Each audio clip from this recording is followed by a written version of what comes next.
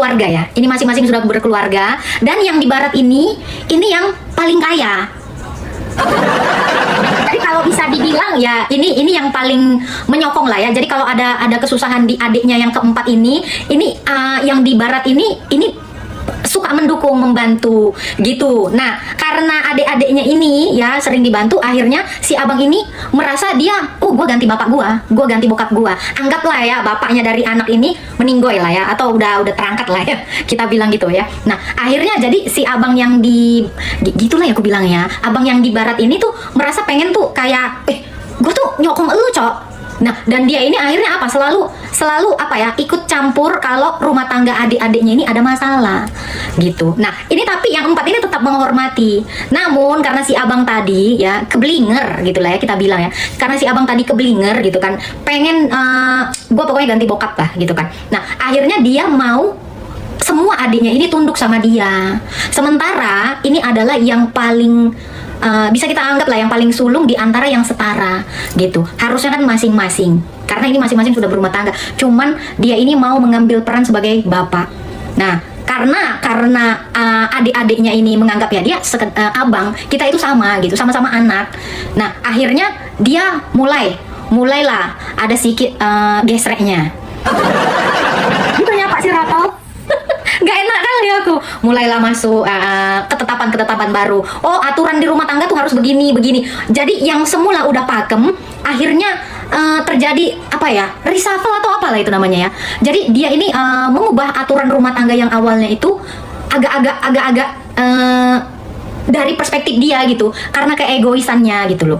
Nah, akhirnya adik-adiknya ini nggak mau. Kami kan udah dari dulu model keluarga kita tuh kayak gini gitu loh, ajarannya tuh kayak gini. Tapi dia mulai merasa ada kecenderungan, oh gua ini paling sulung atau paling utama lah gitu. Nah, akhirnya abang ini ya udahlah memutuskan.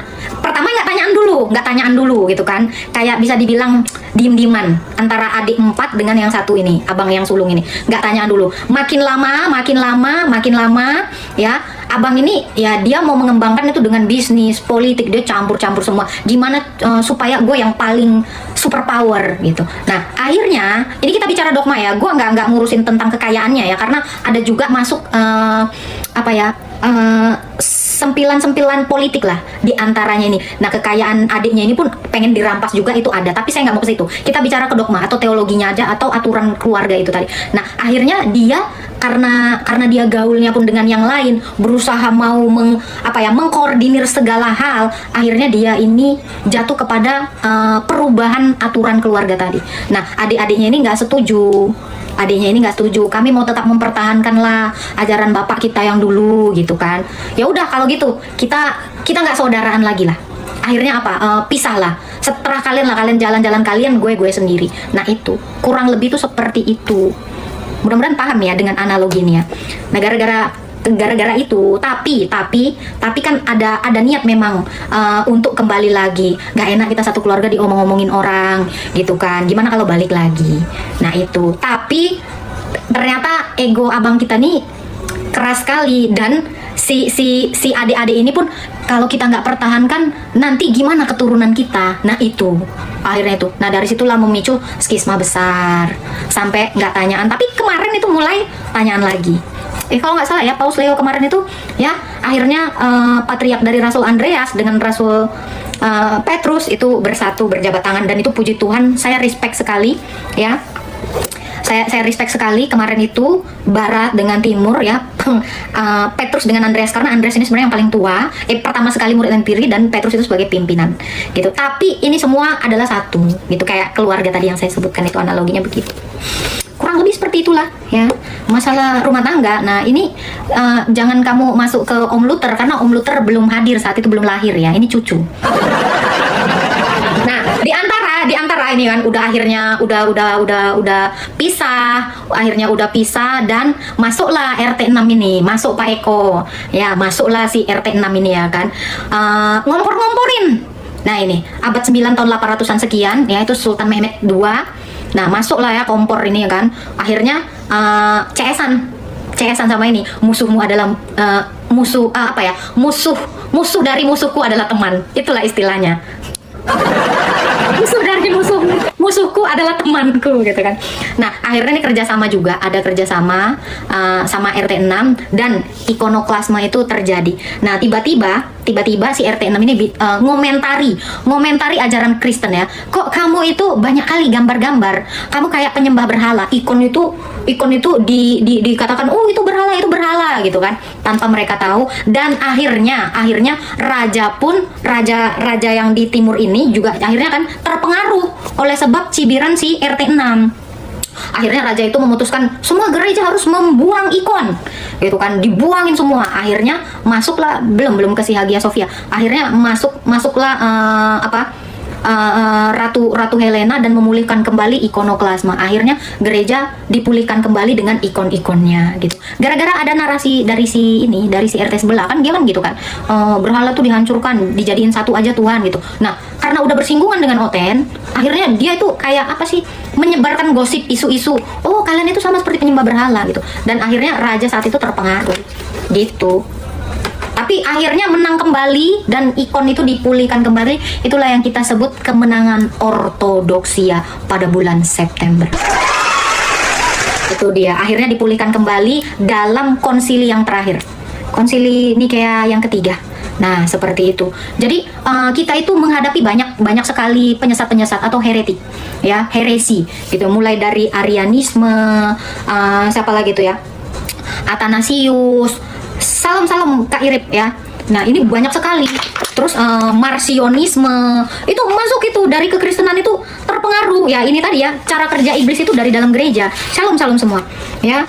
Itu masuklah itu para bidat itu kan.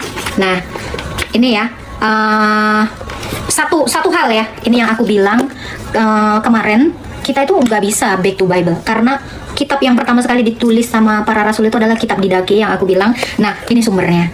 Jadi aku tuh ngomong itu nggak sembarangan ya, mumpung ada si ini. Nah ini, jadi sebenarnya nah ini ya, sejak abad pertama nih ya, tahun 70-an, karena menyebutkan penghancuran bait suci di Yerusalem ya, sebuah insiden yang pasti akan dilaporkan jika itu sudah terjadi, karena Didache terutama berkaitan dengan membedakan umat beriman yang otentik dari orang-orang munafik. Secara umum buku pegangan gereja semacam itu dianggap mencerminkan praktik-praktik yang berusia setidaknya 25-50 tahun pada saat dituliskan. Ini berarti Didache sejaman dengan sebagian besar perjanjian baru itu sendiri. Nah ini yang aku bilang. Jadi yang pertama sekali itu kitab Didache. Ini yang aku bilang seperti apa liturgi, seperti apa sakramen itu, ini tulisan para rasul ya. 6 buku pertama dari kitab Didache nih ya, seperangkat instruksi mengajarkan sebuah katekismus yang harus diterima oleh para katakumen. Nah ini yang saya bilang. Jadi kalau back to Bible, kalian tuh akan sulit memahami bagaimana peribadatan sejati itu seperti apa yang dilakukan para rasul. Ini yang aku bilang, kalian boleh searching kok di Google, itu ada kitab Didache ya, Didache. Nah itu bagaimana teknis peribadatan di situ. Sementara kalau kitab kita ini masuk kepada pengajaran perjanjian baru, itu masuk kepada pengajarannya para rasul itu Didache. Iya, jadi kalau dibilang back to Bible, nah inilah kesalahan teman-teman, bukan kesalahan ya, kesalahpahaman lah ya, kesalahpahaman Om Luther ya, karena kekurang tahuannya tentang kitab lain selain daripada kanonisasi Alkitab. Kekurang tahuannya. Nah itu. Nah akhirnya dari Om Martin Luther masuk ke Johannes Calvin ya, John Calvin ya kan, itu penerusnya, itu yang kalau kita kenal Pak Budi Hasali dengan narasi tulip. Nah itu kalian cari nanti tahu kan ya. Nah itu mereka bersikeras dengan cara pandangnya, kami nih Kristen juga enggak sih? Nanya malahan. Bahkan John Calvin itu nanya sama patriark di Konstantinopel, sama gereja saya, nanya, tolonglah akui kamilah sebagai Kristen. Malah minta pengakuan cok. Tapi patriark Yerusalem bilang gini, kamu harus kembali ke Katolik. Kamu nggak boleh lepas dari Katolik. Nah itu, dari kami itu seperti itu. Kalau kami jahat, kalau misalnya yang 4 tadi ini jahat gitu, udah kalian musuhan aja sama abang kita gara-gara dendam atau apa gitu. Tapi tidak, karena kami itu lebih mengutamakan bagaimana kami itu layak di hadapan Tuhan. Nah makanya kenapa salah satu patriark Konstantinopel itu menyuruh, jadi pencetusnya itu adalah Om Luther, penggagasnya itu atau yang meneruskan reformasi itu adalah John Calvin. Nah, ini kalian harus tahu sejarah ini. Ya, John Calvin diikutin terus Wesley, entah siapa lagi itu ya. Nah, masuklah itu semua yang di barat. Jadi ini dari Katolik Roma ini pecah, memberontak kemana-mana, terutama yang di Jerman dan Inggris. Ya, Inggris kalau nggak salah Protestan ya. Nah, itu. Nah, jadi kalian ini sebenarnya pecahan dari ini abang kita Anglikan, banyak lah itu. Aku ya ampun, pohon nih ya. Family tree-nya itu aku ada. Kemarin aku posting, masih ingat nggak kalian? Akunku itu udah meninggal semua. Data aku tuh di HP aku satu lagi loh. Ini sangat-sangat disayangkan ini ya, family tree ini. Kalau kalian mau tahu ya, aku WA dulu deh Romo. Aku posting hilang, Cok, gara-gara akunnya meninggal. Tuh kemarin tuh banyak banget edukasi dari TikTok aku itu tentang kekristenan. Nah, ini ya. Memang harus minta dari Romo sih, nggak ada kalau di ini mah. Ya, family tree dari gereja ya, apa, Catholic Church. Ini itu susah, sulit lah, nanti aku minta sama Romo ya. Jadi ini tadi ya, jadi berkali-kali John Calvin ini mengirimi surat ke Konstantinopel ya, berkali-kali dia minta tolonglah akui gereja kami. Patriark Konstantinopel, gereja kami, gereja ortodok, selalu menyarankan rendahkan hatimu, jangan merasa kamu paling benar, kembalilah ke Roma. Selalu nasihat dari gereja ortodoks itu seperti itu. Dan berapa ya, 2 tahun setelah kematian Om Luther, nah itu akhirnya Om Luther itu bilang gitu loh, aku tuh pengen balik ke gereja ortodoks, tapi kan udah keburu innalillahi. Nah itu, sementara reformasi ini kan nggak kayak di grup WhatsApp gitu cepet banget kan. Sementara gerakan aksi apa ya, skisma dari Roma ini itu udah di semua, di Jerman, di Inggris, di Roma, di semua apa ya, di semua tempat wilayah yang dipimpin oleh kepatriarkan di barat ini itu udah mereformasi semua Prancis semua. Pokoknya yang di bawah yuridiksi dari Roma ini semuanya udah tidak setuju. Kenapa? Karena ini, mohon maaf sekali lagi untuk teman-teman Roma ya, karena memang pausnya itu parah sekali menyalahgunakan kekuasaan paus itu dengan semena-mena. Nah ini, jadi akibatnya mereka ini memberontak itu. Aku pengen keluar karena memang kepemimpinan di Roma ini hancur ya. Mulai dari kardinalnya, bahkan bisa ada 3 pop dalam satu apa namanya ya, satu kepemimpinan itu ada tiga paus gitu, dan kacau sekali. Makanya kenapa akhirnya barat ini itu nanti Unyil, ini kejauhan kau. Ini tuh salah satu yang kecil, serius. Jadi ini penghapusan ini itu dari 95 tesis, ini salah satunya. Ini tuh nggak yang paling utama, bukan ini Unyil. Ini tuh nomor sekian, ini nggak terlalu riskan. Sabar, tenangkan barangmu. Ini tuh nggak riskan kali, tetapi ini ya apa, kekuasaan yang disalahgunakan gitu ya, untuk politik, untuk apa. Bahkan kalau kita tahu sejarah berdirinya negara Vatikan di dalam Roma itu juga paling mengerikan. Itu ateis yang mendukung berdirinya negara Vatikan. Jadi negara di dalam negara ini lebih mengerikan lagi sih. Cuman ya ini bukan kapasitas saya. Nah, tapi saya mau masuk ke Protestan tadi itu sebenarnya. Jadi gara-gara penyalahgunaan kepemimpinan kepausan dari barat inilah yang membuat pemberontakan itu semakin menjadi-jadi di semua gereja anggota yang dipimpin oleh pop di sini, atau apa namanya ya, paus di sini. Itu jadi kalau indulgensi itu salah satunya, dan yang nggak paling utama itu sih, itu nggak utama sekali, nggak yang paling fundamental. Cuman kalian kan yang berkesan kayaknya itu gitu ya, nggak. Nah, banyak terjadi inilah ya, gonjang-ganjing. Pokoknya barat itu hampir apa ya kita bilang ya, kayak Konoha, tau nggak sih? Kayak Konoha. Nah terus gitu, dan gara-gara keserakahan pemimpin ini akhirnya apa? Muncullah roti tidak beragi, muncullah baptis boleh dituang doang, percik pun boleh, muncul itu. Jadi hal-hal yang utama itu dihilangkan. Nah itu dari situ sebenarnya. Jadi makanya kenapa yang 4 ini, wah abang kita ini udah kejauhan, Cok, serius ya. Terus diuyup sendiri sama si Biskuit Monde. Iya, jadi Ekaristi bahkan dengan filsafat mereka ini kan mengadopsi filsafat. Barat ini mengadopsi filsafat. Sementara yang di timur udah ngebuang filsafat itu gitu kan. Orangnya udah jadi oten semua. Ini filsafatnya dipungut di sini. Diikuti sama RT 6. Nah, ini kan karena mereka udah mulai CS. Ya karena ini tadi keserakahan di kepemimpinan ini, kalau kalian lihat itu mata rantai dari kepausan di barat itu kacau, sangat-sangat kacau. Nah itu, nah akhirnya itulah tadi ya, akhirnya roti tidak beragi, terus masuk lagi frase filioque, ya kan, terus frase filioque, roti tidak beragi, baptisan itu tidak lagi dibaptis, baptis tapi tidak dibaptis, dituang, ya. Terus apalagi Maria Immaculata Conceptio, banyak. Jadi dogma itu terus-terusan direformasi gitu loh, diperbaharui terus. Nah itu, nah ini makanya yang 4 di barat ini, yang di timur ini, ya hanya bisa mendoakan bagaimana supaya mereka kembali ke ajaran yang semula. Nah tapi tunggu dulu, itu di barat ya, di timur juga ada kasus. Nah contohnya ya, masuk Doketisme, masuk ajaran Doketisme, menolak kemanusiaan Yesus. Jadi Yesus itu hanya ada keilahian aja, monofisitisme. Masuk ini Doketisme, ada juga ya. Tadi itu kasus-kasus ikonoklasme, terus apalagi nih? Ada beberapa di timur juga, tetapi ritus itu tetap. Jadi kayak baptisan, ekaristi itu masih tetap, tapi dia di dogma. Kalau sakramen itu tidak ada perbedaan sama sekali, ya, hanya di dogma aja. Jadi mereka itu hanya mengakui bahwa Yesus itu hanya yang ilahi saja. Nah ini yang disebut gereja oriental, karena mereka hanya mengakui ikut 3 konsili aja. Sementara konsili itu ada 7, dan kita masih memelihara ke-7 konsili itu, sementara yang oriental ini hanya 3. Gitu ya, jadi dia hanya mengikuti konsili Nikea pertama, Efesus Nikea kedua itu.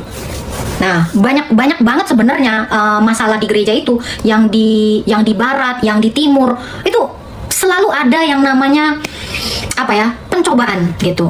Kalsedon, iya itulah konsili Kalsedon itu mereka nggak ikut. Jadi cuma 3 aja ini. Yang oriental ini, gereja Koptik oriental ini sama Armenia itu disebutnya oriental. Mereka hanya hanya mengikuti 3 konsili. Jadi konsili Kalsedon mereka nggak mau mengakui konsili Kalsedon. Makanya mereka hanya percaya Yesus itu hanya natur ilahi aja, natur kemanusiaan itu tergerus. Ini yang disebut monofisitisme atau miafisit. Nah itu. Jadi banyak tantangan gereja itu, banyak ajaran-ajaran ajaran gereja itu dimasukkan dengan humanistik, dengan gnotisme. Jadi banyak masuk lagi filsafat. Jadi gereja itu terus-terusan diserang. Belum lagi RT 6.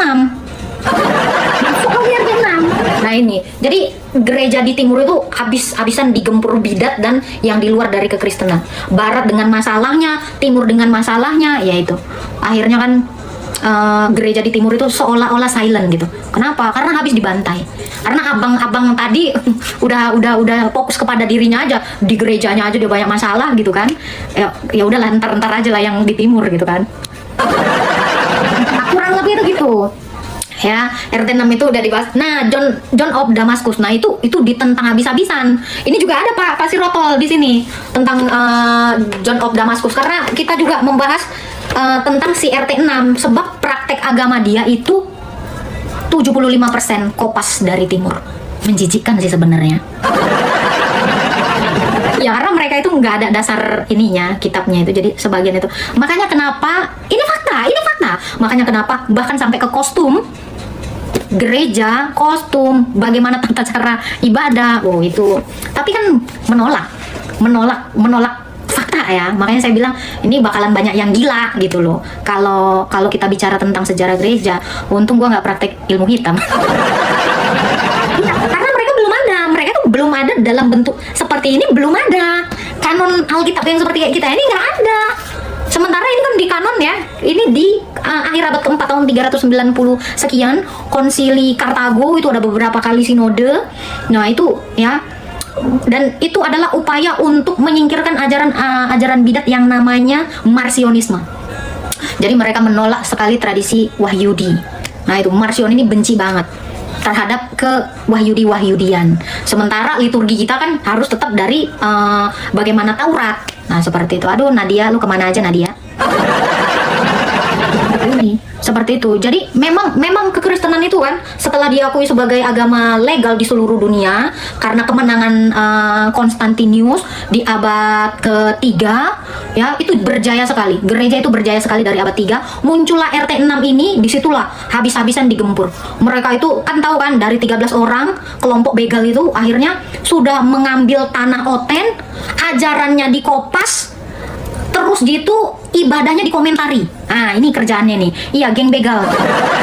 Nah, kalian tahu kalau kita ya bicara sejarah waktu di Konstantinopel, rahibah itu digituin ya karena mereka itu nafsuan, digituin sampai copot-copot tangannya. Perebutan bener-bener barbar dan menjijikkan. Serius, itu ada berapa puluh juta orang Kristen itu habis di tangan pasukan Sultan Mehmed II. Betapa kejamnya mereka. Itu parah sekali. Bener-bener tingkah lakunya ya itu Dajjal. Nah itu Dajjal, bener-bener. Nah itu udahlah gereja kita dikuasai, ibadah kita dikopas karena mereka nggak tahu cara beribadah itu seperti apa. Ditengoknya Oten ibadah dikopas itu. Makanya jam-jamnya itu kenapa identik dengan Kristen Ortodoks ya, karena mereka dari situ. Karena mereka memang ambil dari situ, merasa kita bangun ini satu ajaran. Nah, anggap aja ini kanjeng kita ini adalah ini nabi. Sebenarnya tidak, sebelumnya itu tidak.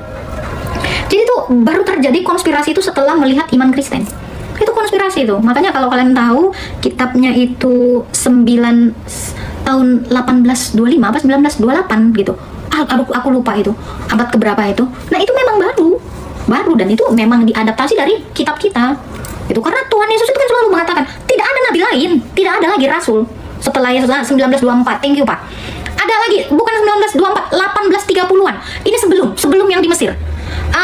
Yang di Arab kalau nggak salah. Ini ternyata Pak yang 1924 ini ada lagi yang lebih tua. Oh bukan, yang di India. Sorry di India. Bombay Pak.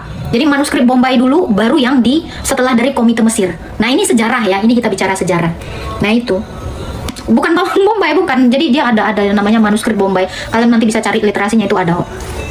Nah seperti itu ya. Jadi kan orang Kristen ini menolak. Nah apalagi John of Damascus bersinggungan dengan RT 6 ini. Memang karena praktek pertama ya di bukunya John of Damascus ya, Against Heresy ya. Praktek hidup mereka itu memang di atas batu itu mereka itu telenji beribadahnya, itu bener-bener telenji di tempat itu Dewi Aphrodite.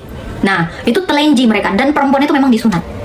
Nah itu dari situ makanya sama Santo Yohanes dari Damaskus ya melawan itu. Loh kamu ini ngapain kayak gini gitu kan.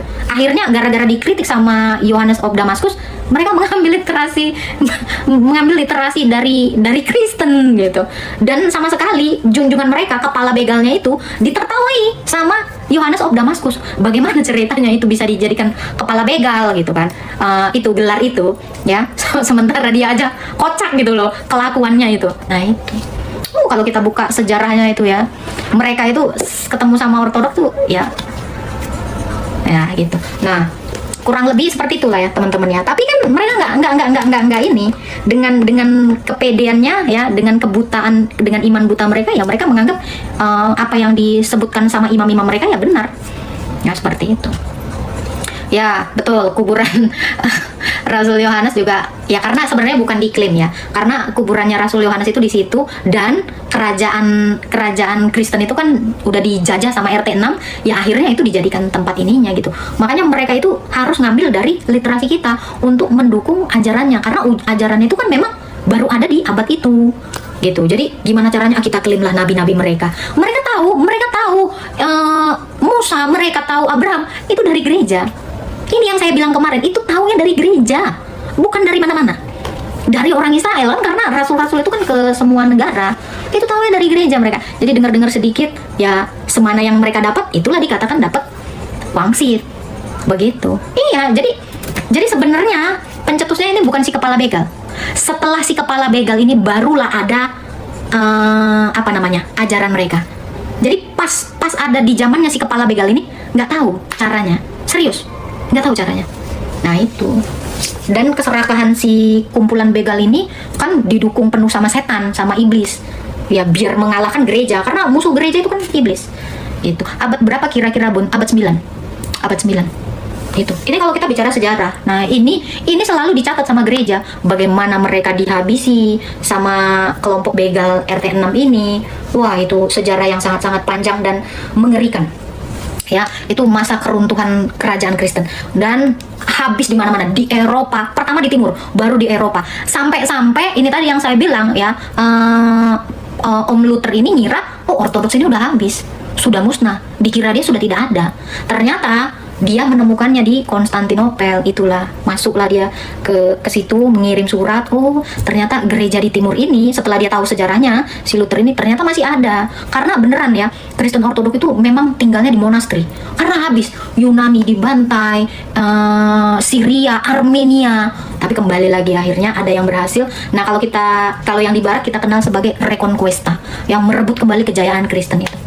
Nah, tapi dinarasikan sama RT 6, kami dijajah. Gigi kau dulu penjajahnya. Kerajaan Kristen itu. Iya, hancur. Makanya sampai mengira kan, wah udah tidak ada nih ortodoks gitu. Ternyata ketemu kepatriarkan di Konstantinopel. Nah, dari kepatriarkan Konstantinopel muncul di Rusia. Dari Konstantinopel ini ke Rusia. Rusia itu besar sekali dan megah sekali. Nah, itu. Nah, di Rusia pun ada lagi masalah ini. Kalau kita terus ceritakan lagi, kepatriarkan ini pun saling bun-bun antara Ukraine dengan Rusia. Itu dulu kan kita kenal itu sebagai Benelux, ya kan? Belgium, Netherlands, Luxembourg. Nah, itu. Nanti rokok-rokannya kejauhan itu. Nanti dulu. Ini jadi Pak ceritakan, ya ampun.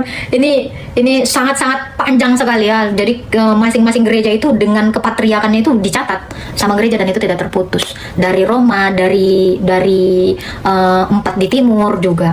Wah, ini Roka dan Rokor. Iya, jadi gereja itu memang banyak sekali mengalami, ya memang ya yang dibilang itu ya, 1 Korintus 11 ayat 19 ya, harus ada bidat di antara kamu untuk melihat siapa yang tahan uji. Wih, keren ya. Itu udah diprediksi gitu. Ya, bidat ya, bukan perpecahan. Itu aku nggak tahu kenapa terjemahannya jadi skisma. Padahal teks aslinya itu heretik. Ah, itu ya. Nah, dan akhirnya ya gereja ya sebenarnya gereja di timur ini begini ya. Dia selalu ingin membantu gereja yang lainnya, tapi dianya aja kesusahan. Kalian bayangkan itu sampai hidup. Kalau kalian pernah lihat ada satu vlogger di TikTok yang dia menceritakan sejarah Armenia, itu sampai di bawah sumur itu tinggal orang Kristen, di bawah tanah itu menggali lubang, itu yang kita kenal sebagai monasteri. Bener-bener dia bikin gereja itu di bawah tanah ya, karena itu tadi masif sekali yang dilakukan kelompok begal dari pasir-pasir. Ngeri banget tuh. Jadi setan ketemu setan membentuk aliansi setan ya. Pokoknya menumpahkan darah, itu udah wangi darah semua gereja-gereja itu. Serius, perempuannya habis diituin memang ya. Nah, katakombe. Iya. Tuh, jadi mereka itu bikin gereja itu di bawah tanah, yuk. Mati semua, dibantai habis-habisan. Jangan ada yang napas. Udah diambil ajarannya, orangnya dibinasakan. Jadi seolah-olah dia membentuk new prophet, padahal begal. Kurang lebih itu seperti itu. Ya, mengerikan sekali tuh masa kelam itu, dibikin lah ya kan utusan. Karena gini, tau nggak kalian, kenapa dia disebut utusan? Karena ini mengadaptasi juga dari orang Kristen gitu loh. Kan orang Kristen itu disebut rasul itu dari Israel keluar, diutus keluar. Nah, mereka juga gitu, jadi harus mengatakan itu juga rasul, supaya apa? Mereka mendirikan kerajaan setannya itu di mana-mana dengan narasi sebagai prophet. Nah, itu dia. Nah, Mbak Ed, tolong lebih ditekan dan diulang lagi kata begal dong, Gigi. Emang begal kok, serius. Begal pembun-bun berdarah dingin. Gak ada sama sekali ininya. Serem ya, lu bayangin ya. Waktu waktu mereka pecah kongsi setelah mati ketua begal ini, gimana coba? Bun-bunan itu sepupu dengan ipar, anak, istri sama cucu. Ngeri kali itu, memang setan, memang kumpulan setan. Ini kok bayangkan ya kan, sampai dijedotin di pintu lagi. Ngeri banget tuh, memang hantu. Kita bilang ya, haus darah semuanya. Iya, kok bayangkan itu istri favorit itu ya 3 peperangan dipimpinnya. Si istri favorit itu, ya itulah. Diriku waktu umur 6 tahun itu loh. Wow, dia memimpin 3 peperangan. Saking sadisnya itu perempuan. Duh, gila-gilaan. Ya, kan lawan lagi yang dari sepupu lakinya. Kan dia melawan sepupu lakinya, kalian ingat ya? Itu tahu kan? Yang si BAB. Nah itu. Si Kiki Syaan. Nah itu yang di baiat di Baghdad. Aduh Tuhan, gak enak kali aku nyebutnya. Nanti ngamuk orang ini. Nah itu tuh Bang Gacor udah tahu. Itu mau bayangkan itu. Kan kalah si keponakan ini. Ini sepupu plus ipar ini. Coba kau bayangkan, karena mereka ini memang menikah satu suku, satu darah, makanya ini nggak nikah campur, nikah sekeluarga. Itu bisa kita bilang. Makanya tante, keponakan, cucu, ya itulah itu. Nah itu tuh, ya. Nah itu memang namanya juga kaum apa lagi kita bilangnya, kaum begal ya. Kaum begal. Semengerikan itu. Jadi bini favorit dengan bini yang lain itu serius. Nah, ini ada tiga kubu, namanya namanya satu A juga, A semua sebenarnya. 3 kubu ini A. Ya gak usah kita sebutkan, ngeri aku, takut kali aku. Setan-setannya banyak di sini. Pokoknya ada 3 kubu. Setelah 3 hari nggak dikubur-kubur ini, ketua begal ini, itu habis-habisan mereka. Dan akhirnya menang lah ini si bocil, si bocil. Pemenangnya itu si bocil. Nah, mundur bahkan ini kalah telak. Innalillahi dalam peperangan. Tiga peperangan itu, Jamal. Nah itulah itu, nanti kalian tahu itu nama peperangan yang dipimpin itu. Cuman aku nggak usah jauh kalian. Nah itu mereka, ya udahlah Davin, diamlah kau, jangan kau jelaskan kan. Udah diam kau, iya itu Kar. Nah itu mereka kan akhirnya ya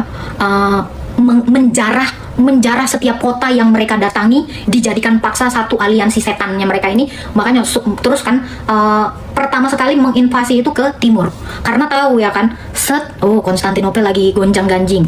Nah mereka serang tuh ke situ, habis dari situ ke barat.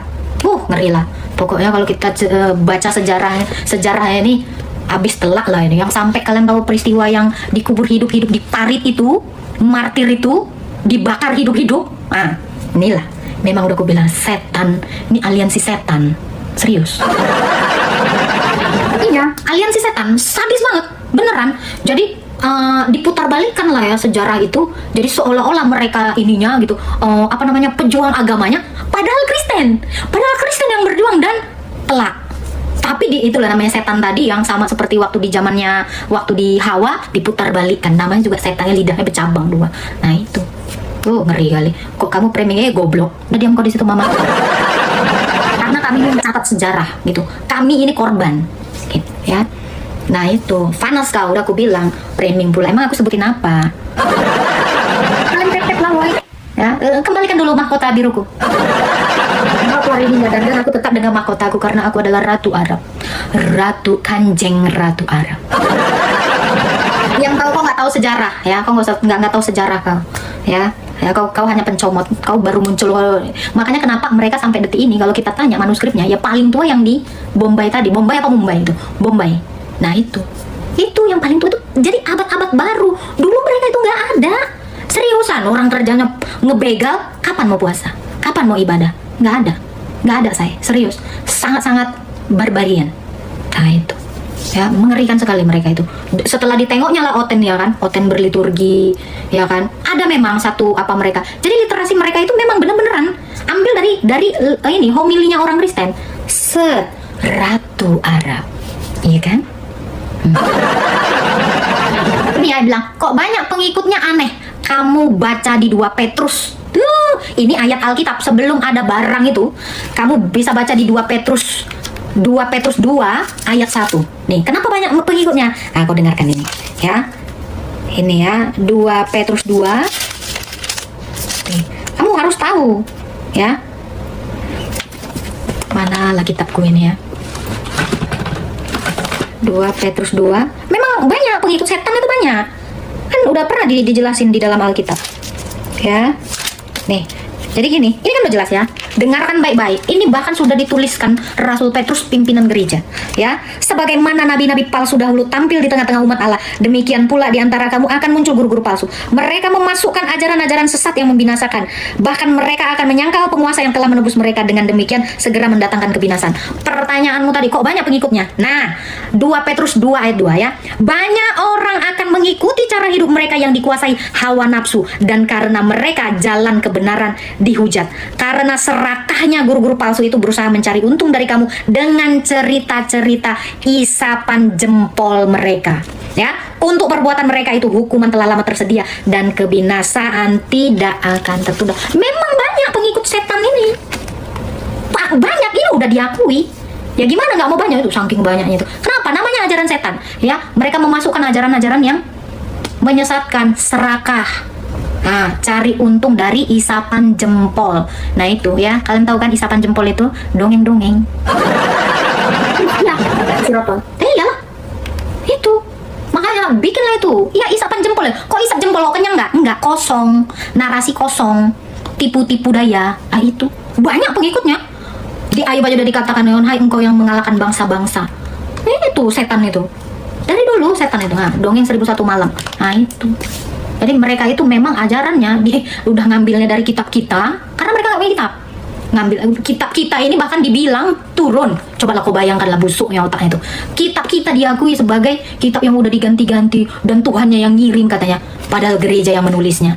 Dajjal kan? Dajjal jangcok. Tuh, itu. Tebas bergabung, ngeri. Makanya mereka itu selalu menarasikan apa? Oh, nanti ada adegan ranjang. Ya, pokoknya kalau kau berbuat ini diganti 100 kali. Cari untung. Itu persis seperti yang dikatakan ini. Ya, kayak gimana lah cara menghitung pahala gue sampai detik ini nggak tahu gue cara ngitung.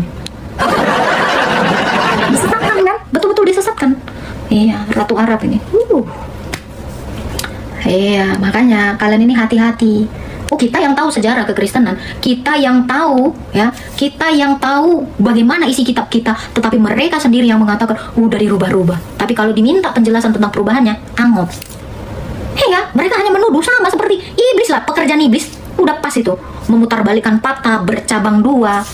Nah, udah ngambil dari kita, terus kita yang diinikan gitu. Wah, parah lah memang. Ya, tapi orang Kristen itu mencatat itu semua, dan kami tuh tahu. Kami itu saksi mata, gereja saya itu saksi mata atas kezoliman setan-setan begal ini. Iyalah, makanya kan ada itu kan, bun-bun, tebas. Itu ajaran itu. Makanya sampai detik ini kalau ditanya tentang Taurat, nggak tahu. Apa isi Taurat? Nggak tahu. Ngaku tapi menurunkan. Tapi nggak tahu isinya apa. Dengan alasan, ya kan? Dengan alasan, oh udah diubah-ubah. Nggak ada itu. Taurat tetap Taurat, kita tetap yang tahu bagaimana cara kurban itu. Oh banyak Bang Gacor. Ada satu surat yang itu nggak pakai basmalah, itu kan ada itu. Peperangan. Itu ayat-ayat perang itu. Nah itu, makanya nggak pernah ada kata basmalah di atasnya itu. Ya kita tahu. Orang, kamu bayangkan itu John of Damascus. Nah, Profesor Said Akil ya juga sudah mengakui memang belajarnya dari ortodok, bahkan kesufian itu, ilmu apa namanya, tasawuf itu dari Kristen ortodoks. Karena memang belajarnya dari oten. Dan kalian tahu orang-orang yang diklaim mereka seagama mereka itu semuanya imam ortodoks. Klaim itu sebagai ini mereka apa namanya itu, imam itu imam ortodoks dengan bajunya, makanya mereka mengkamuflase ya, itu semua pakaian orang Kristen itu, dengan jubah itu, pakai topi yang seperti itu, yang sufi-sufi itu romo saya itu kayak gitu. Itu Kristen itu dari dulu kayak gitu. Kalian pernah kan aku posting itu kan, nih itu kostumnya kita, gamis memang, itu baju efod itu seperti itu ya, plek-tiplek. Dan mereka bilang itu ininya mereka, seagama mereka, padahal itu semuanya oten. Sejahat itu. Emang belajarnya dari ortodoks kok. Itu makanya Damaskus, kota Damaskus itu kan kota yang tempat muter-muter sufi itu dari kami. Ini John of Damascus, Yohanes dari Damaskus. Belajarnya itu nggak dari mana-mana. Ini kebenaran loh, ini fakta. Iya, Said Akil ini, Said Akil Siraj ini udah tahu kok masih ini. Ingat ancaman. Itu ancaman itu Pak Siroto. Ya, dia diancam. Dan udah kepala malu satu, ancaman itu pasti ada. Itu ada harga yang harus dibayar, dan mereka kan masih belum apa ya, imannya itu kan gimana ya kita bilang, belum seberani orang Ortodoks, orang Kristen. Nah ini ancaman ini ada Pak.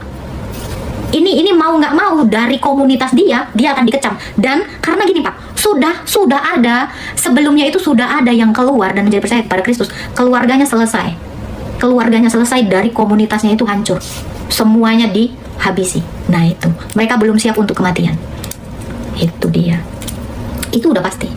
Nah jadi kondisi sosial dan iman yang belum terbentuk secara sempurna, inilah yang membuat mereka itu enggan. Tapi ada yang sudah tegar sekali menjadi percaya. Nah itu rata-rata diam. Nah, seperti itu. Jangan lupa tap ya teman-teman ya. Ini kita bicara sejarah ya. Jadi tidak ada narasi skeptis dulu ya. Jangan bernarasi ini dulu ya dari sepihak, karena ini adalah fakta sejarah. Dan ini sorry ya, dari pemuka agama sebelah ini sudah diakui kebenaran ini gitu. Bahkan kan dibuka sama guru gembul gereja Nea itu ya, apalah ini. Aku ratu Pak, ratu. Malah kok kasih aku kayak harimau kayak beruang. Ratu biru aku Pak. Nah, dan kan ini kan tentang gereja Nea ini kan sudah diakui. Itu memang sejarahnya udah dibuka. Itu gereja yang dibilang makanya aku bilang itu semua punya Kristen Ortodoks. Namun karena mereka kan mengkamuflase kostum-kostumnya itu, dibilanglah itu dari iman mereka. Udah banyak, ini kan udah terbongkar. Cuman ya itu tadi, ingat ya, di dalam kitab Wahyu, binatang ini memberi kekuatan kepada bangsa-bangsa. Nah itu binatang ini ngeri kali, serius ya. Dia terus-terusan, tahu kan si binatang, si ular tua, si naga nggak tuh? Tahu kan? Mereka itu menjadi super power. Kalau kalian baca itu ya, 4 kuda yang berwarna di dalam kitab Wahyu ini jadi ada 4 negara adidaya. Ini diberinya kuasa sama binatang tadi, iblis tadi. Itu kan kita sebutnya di dalam Alkitab itu binatang, ular tua, naga, setan yang ngaku-ngaku Tuhan tadi. Itu. Nah, kalian udah tahu ya, Unyil itu udah tahu. Sama satu lagi, Mama Rika. Unyil, jangan salah kau. Mama Rika dan itu ya. Mama Rika sama Neo Farisi itu masuk salah satunya. Biar kamu tahu, bahkan itulah yang membangun bait Allah yang ketiga. Dialah antikris yang pengen duduk di bait Allah itu dia. Jadi kalian jangan salah. Mama Rika yang kamu sebutkan tadi itu 2 diantaranya itu. Ini dia 4 kuda yang berwarna merah, hitam apa itu di dalam Alkitab sama putih. Ini dia. Karena memang binatang itu memberi kekuatan kepada antikris. Seperti itu. Bahkan makanya kalian kira Mama Rika ini itu di pihak kita, bukan sayang. Bukan. Jadi dia itu, iblis itu memang seolah-olah menjadi teman, padahal dialah yang membunuh. Sama seperti ular yang di Taman Eden, seolah-olah CS-an sama Hawa, padahal supaya jatuh. Begitu. Makanya kita hati-hati. Ya, Wahyu 3. Iya. Nah, itu betul itu. Kalian jangan salah. Ya, kalian tahu dari 12 suku 2 yang tidak ada di dalamnya itu. Suku Dan satu lagi itu apa? Nah, itu dia. Itulah Neo Farisi itu. Makanya kalian kira itu pro kita. Tidak sayang. Enggak cinta. Ya. Mereka itu lah yang pertama sekali menolak Kristus. Itu antikris pertama itu, dari Herodes turunannya itu. Makanya kalian ini malah pakai benderanya. Mereka menghina penguasa yang sudah menebus mereka kok. Itu ayatnya tadi, 2 Petrus 2 ayat 1. Itu. Makanya kalian jangan pro atau apa. Kalau mau makan McD makan aja, nggak masalah. Daging ini katanya itu. Nah, kalian hati-hati. Ya, ini hanya sedikit sejarah kelam ya. Tapi kita itu wajib tahu. Kita tuh harus tahu gitu. Makanya kamu tuh jangan terlena. Ingat ya, iblis itu mainnya cantik. Seolah-olah jadi teman kamu, padahal bukan. Itu kita harus jujur mengakui ini. Kayak lu jangan pro ini, pro itu, pro ini. Kamu harus pro kepada gereja. Selain daripada gereja, kau jangan pra-pro-pra-proan. Ya, gitu. Mereka antikris pertama, mereka lah yang menolak. Bunda, jidatnya kenapa? Baru keluar kau dari kubur. Kok baru pernah nengok kau jerawat? Keluar kau. Kaget kau nengok sesuatu. Ya, udah memang iya. Nah, nih, ini Pak Siroto memang udah nggak ada lagi dari suku mereka. Itu semuanya diaspora. Ya, yang asli itu udah tidak ada lagi. Makanya kenapa Tuhan Yesus sendiri bilang di dalam Galatia, ya, tidak ada lagi Wahyudi, tidak ada lagi Yunani, semua satu dalam tubuh Kristus. Itu.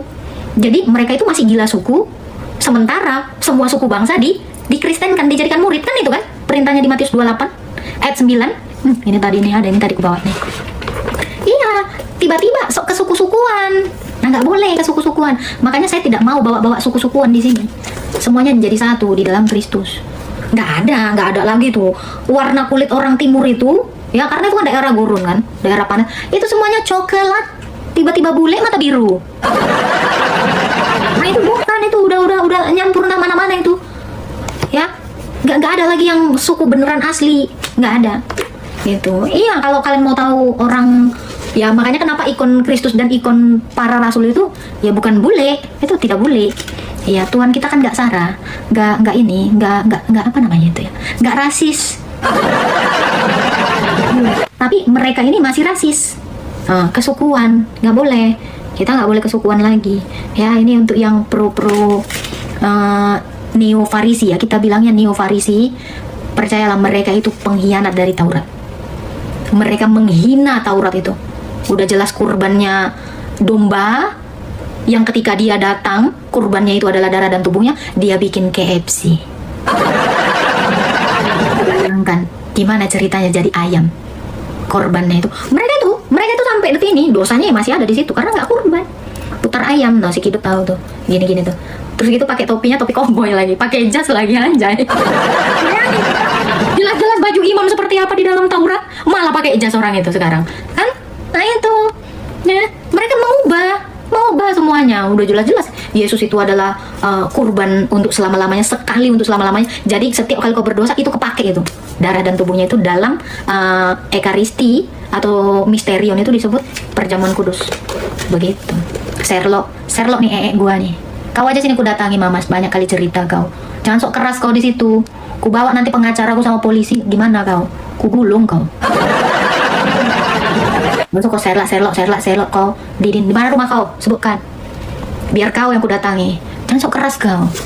Udah kontrakan aja masih nunggak baik gaya. Sampai nyamperin. Udah gue bilang bayar kontrakannya aja masih ribet. Banyak kali cerita kau, Mamas Didin.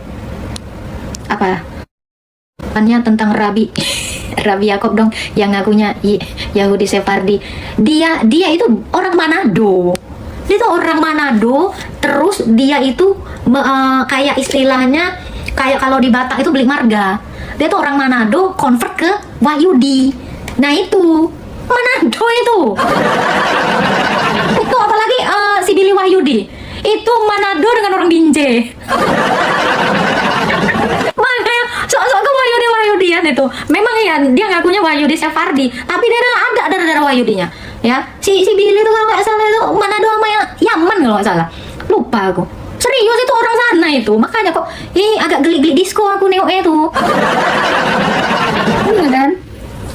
Tanyalah itu. Aku tahu pun muka bapaknya. Aku kenal sama dia. Sempet ngedeketin juga dulu soalnya aku ini prima dong.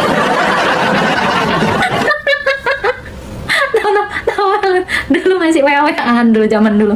Billy Wahyudi tuh ya enggak, jadi bapak dia itu enggak, bapak dia itu tadinya Kristen.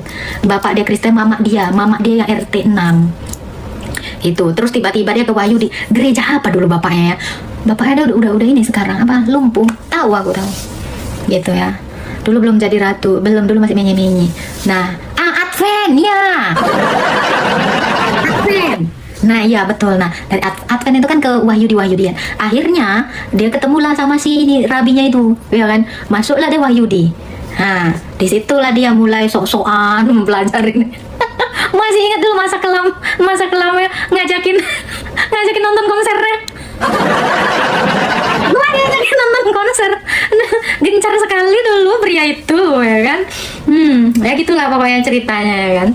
Nah Seperti itu. Makanya kalian itu jangan percaya dengan narasi Neo-Farisi itu, karena Neo-Farisi itu sebenarnya bukan Wahyudi. Jadi kalau mau dekat dengan Wahyudi, kau tengoklah Ortodoks. Itulah Wahyudi yang dulu.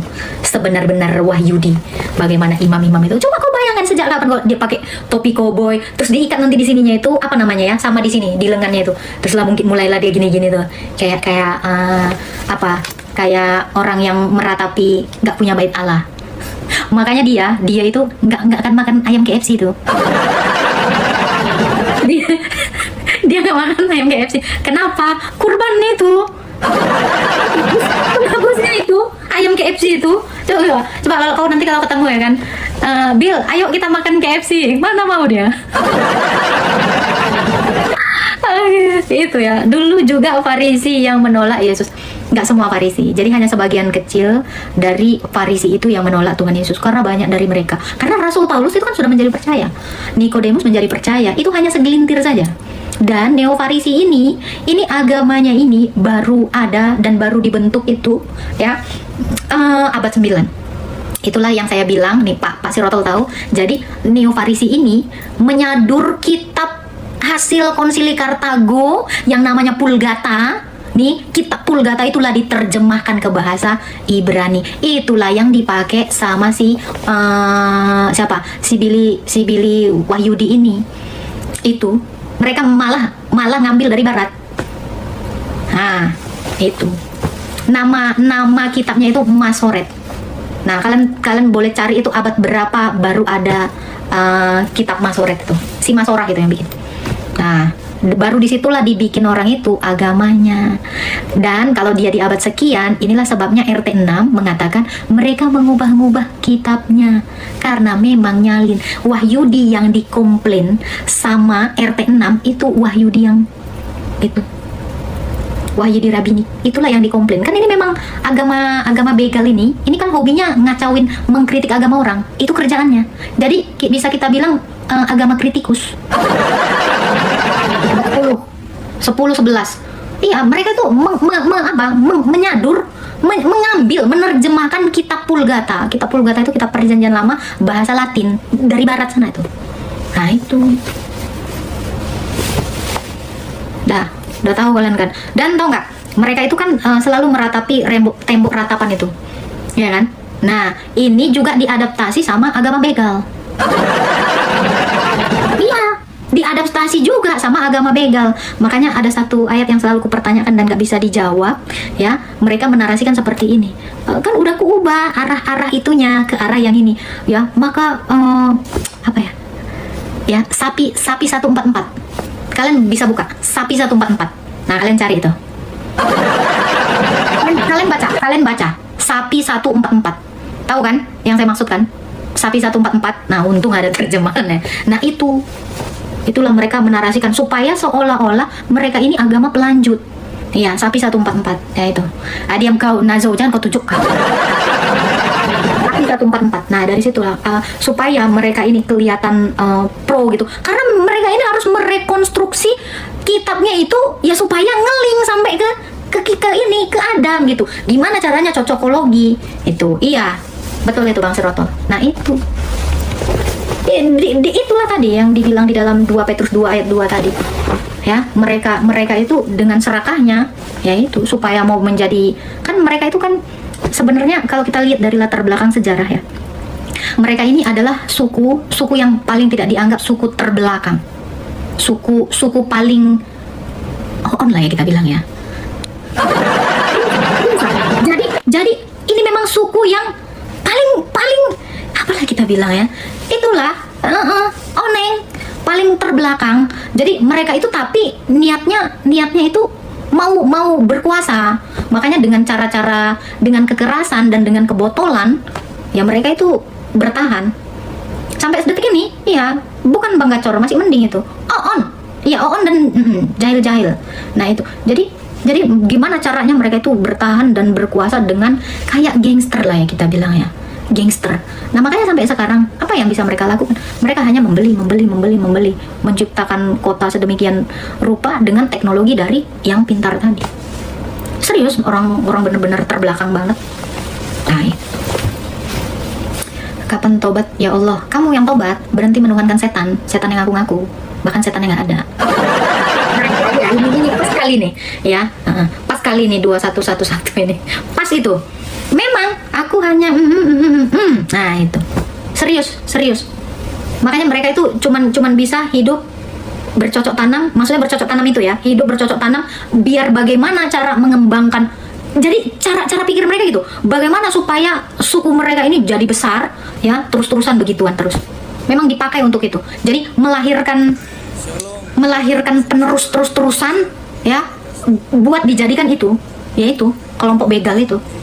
Begitu mereka. Karena itu memang itu terus. Cara supaya mereka menjadi banyak kan begitu.